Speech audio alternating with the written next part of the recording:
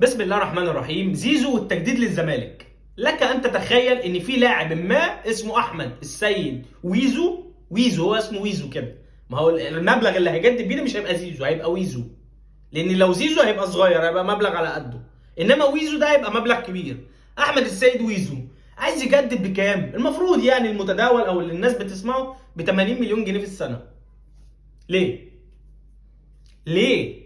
ليه بس ليه؟ انا عايز افهم ليه، حد يرد علينا ليه؟ هو السؤال هنا ماذا قدم احمد سيد ويزو للزمالك؟ جاب لهم سوبر من الاهلي، فحلو جدد ب 80 مليون، عادي، ايه المشكله؟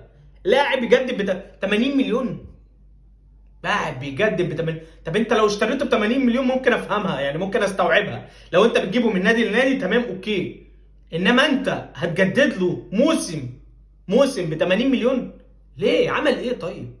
يعني جاب لك البطوله الاعظم مثلا؟ يعني جاب لك دوري ابطال الغايب